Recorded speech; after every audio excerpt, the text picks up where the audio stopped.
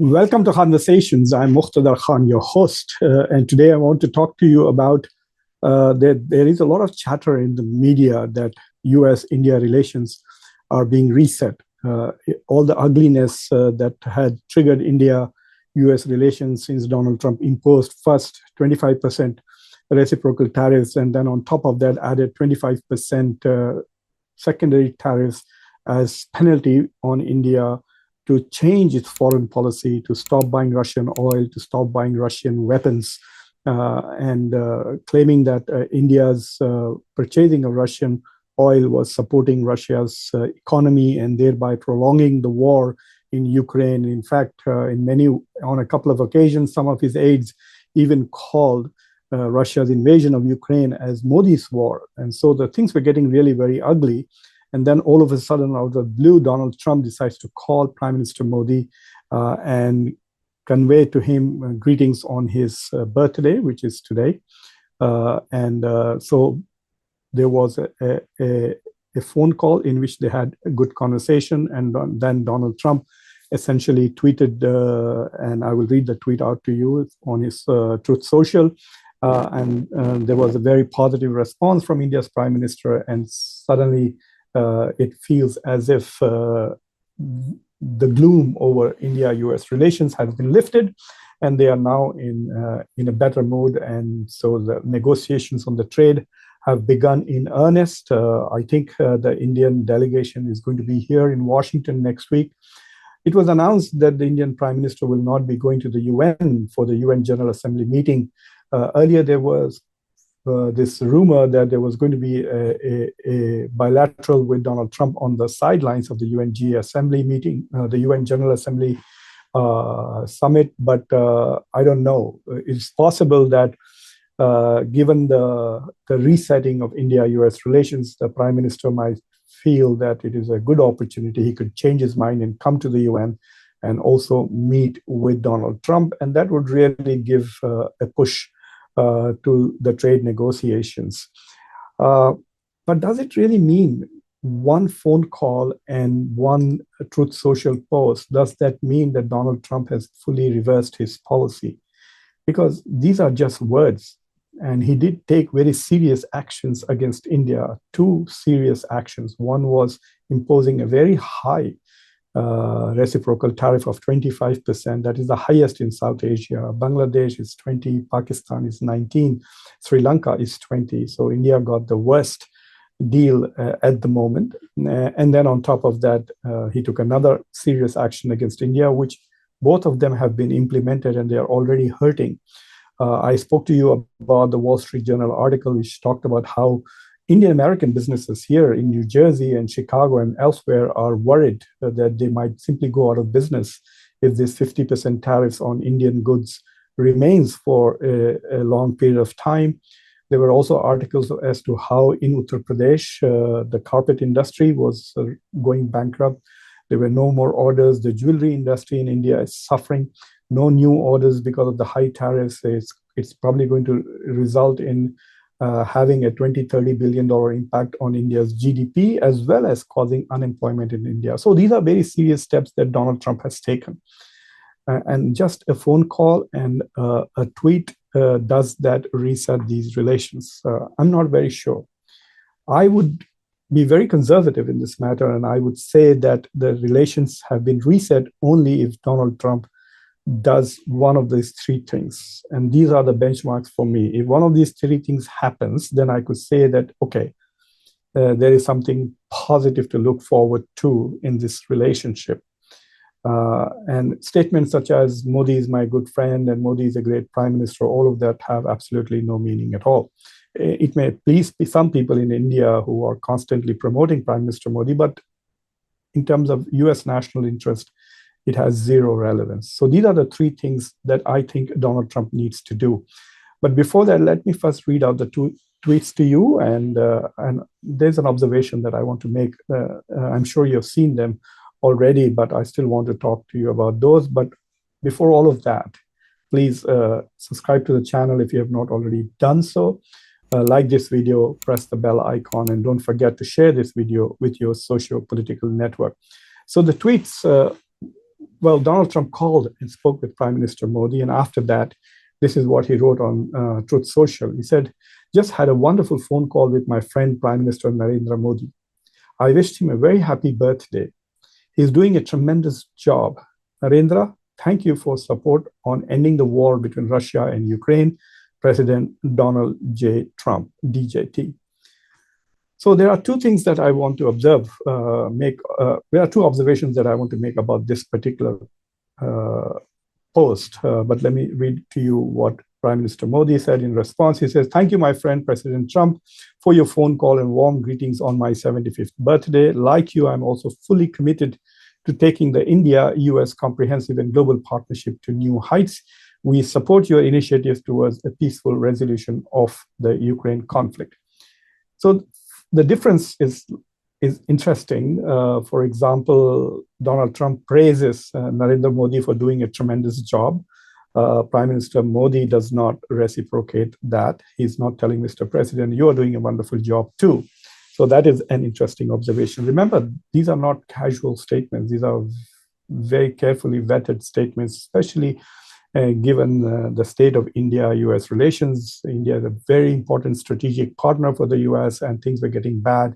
So everything that Donald Trump is going to write is going to be at least discussed with his aide, and the same with India. So when Prime Minister Modi does not reciprocate and tell Donald Trump that he's doing a good job, it's a message. But then Donald Trump then uses his first name, he says Narendra, and says, thank you for your support on ending the war. And that is his way of indicating collegiality and friendship. Prime Minister Modi does not refer to him as Donald at all, still calls him President Trump. And then this is the clincher. Donald Trump does not mention anything about taking India-US Comprehensive and Global Partnership to new heights. He does not talk about that at all. He just says, happy birthday, you're doing a great job, and thank you for your support on ending the war between Russia and Ukraine. What does Donald Trump mean by that? He has imposed 25% tariffs on India because he's so upset with India. He called Indian economy a dead economy, and his aides called this Russia-Ukraine war as Modi's war. So now what does Trump mean in this post, saying, thank you for your support on ending the war between Russia and Ukraine? What did Prime Minister Modi say on the phone to Donald Trump, which prompted him to say, thank you for your support on ending the war between Russia and Ukraine? And that is the question that has stuck in my head. I have no answer. I've looked at most of the media reports on this. I've looked at Indian government's reports from the White House. It's not very clear why Donald Trump has said this. Is he baiting Prime Minister Modi? Is he provoking Prime Minister Modi? And if he's happy, if Donald Trump is happy with India's support on ending the war, then why did he immediately lift the 25% additional tariffs that he has imposed on India? So a lot of questions from just this one Truth Social post. And if you look at the Prime Minister's response to the President, first he adds a new dimension to it. He talks about, I'm also fully committed to taking the India-US Comprehensive and Global Partnership to new heights. He's implying that, and he says, like you, so he's basically suggesting that Donald Trump has committed himself to taking India-US Comprehensive and Global Partnerships to new heights. So what did Donald Trump say that led the Prime Minister to do this, or is he tempting and provoking Donald Trump? And then he says, we support your initiative towards a peaceful resolution of the Ukraine conflict. That to me was very surprising. We support your initiatives towards a peaceful resolution of the Ukraine conflict. One of Donald Trump's initiatives was to impose 25% tariffs on India as one of his initiatives to advance a peaceful resolution in Ukraine. Does Prime Minister Modi support that? Obviously not. So anyway, so this is a lot of fluff diplomacy. That is why I insist that I would like to see three things before I'm willing to say that the relationship has been reset. Number one, that 25% tariffs, the additional one on India for buying Russian oil, which was encouraged by the United States, by the Biden administration, has to go. It is unfair, as India has said before, it's illogical. There are no tariffs for doing the same on China and other countries. So first, that has to go. Then we can say, okay, now the things are getting better between India. And the second thing is that India has to get at least as good a deal as the European Union on the bilateral trade agreement. So that 25% should come down to 15% at least. It could go down to 10. Only United Kingdom has got a 10% tariff, which was the minimum that Donald Trump wants to impose on all countries anyway. Nobody's going below 10, at least if he can. Now it would be a different thing if the Supreme Court also rules that all tariffs are illegal. Yesterday, we discussed this in my class. We read the US Constitution, and I can tell you very clearly that Donald Trump does not have the constitutional authority to impose tariffs at all. It is the purview, the domain of the Congress. So if the Supreme Court just throws the tariffs out, then Donald Trump probably will immediately go to the Congress and try to make sure that those things are passed as law. But then if they become law, then there won't be instruments for negotiations for Donald Trump. He cannot at will increase and decrease them because then he'll have to go back to the Congress every time. So anyway, so the second thing that I would like to see is that India's reciprocal tariffs go down to 15%. Then you could say that, okay, now we can say that the relationship is getting along fine. And the third thing that I would love to hear about is that Donald Trump is going to India for the Quad Summit in November. Sergio Gore, the nominee as US ambassador to India, has already signaled to some extent that Donald Trump will go for the Quad. So, because it does two or three things. One, it commits, it at least signals that Donald Trump is still committed to the Quad. It also sends a signal that Donald Trump is still committed to the strategic partnership that Modi is talking about with India. If India is one of the most important partners that the US has, then why is he not going to India? I mean, he's already been to Europe several times since he became president. He's been to Scotland. He's in UK today, in spite of all the protests. And the king has downgraded his visit. And then he was there for the NATO summit a few weeks ago in France, I think. So he's been there at least 4 times or 3 times to Europe, but he has not been to India at all. So those 3 things should happen. The Russia-related tariffs should go. The reciprocal tariffs should come down to 15%, and Donald Trump should come to India in November. And then we can say, all right, now we are back on track. Because if you go back to India under Biden, all of this would have happened. Biden would have come to India for the Quad Summit like he came to India for the G20 Summit. Because elevating the Quad to the level of heads of state summit was an initiative that Biden had taken. So we couldn't say only then that India is back to the same level as India-US relations were during Joe Biden's term. The only difference would be the additional 15% tariffs that Donald Trump is imposing on India. The tariffs are going to have an impact not just on Indian businesses, they're also going to have an impact on the US, especially if he continues with this trend and imposes tariffs on pharmaceuticals than on derivatives of semiconductors. So that's where we are. There's another rumor that is being floated around, which kind of negates the idea that India-US relations are going back to as they were in the past. And that is this rumor that Pakistani Prime Minister Shehbaz Sharif is coming to the UN General Assembly meeting UNGA starting next week in New York. And he is going to be meeting with Donald Trump on the sidelines.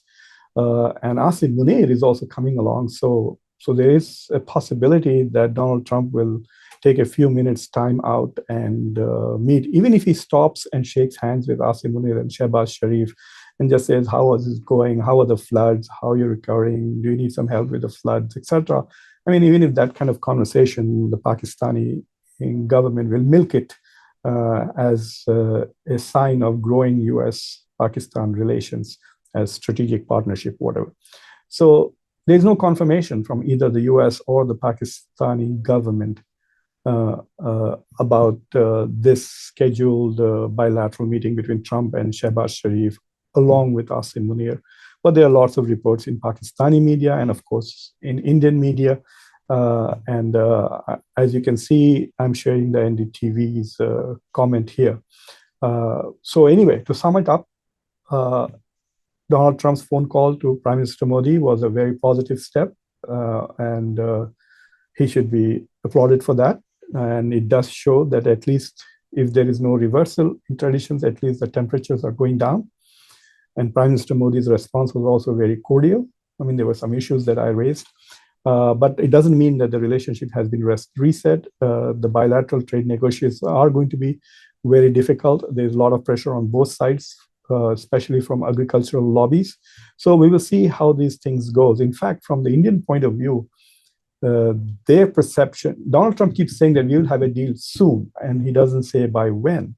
Whereas the Indian side has said that they expect to have a deal by November. So they're timing it with the Quad summit so that when Donald Trump comes to India and announces that, I suppose that is what the Modi government is planning.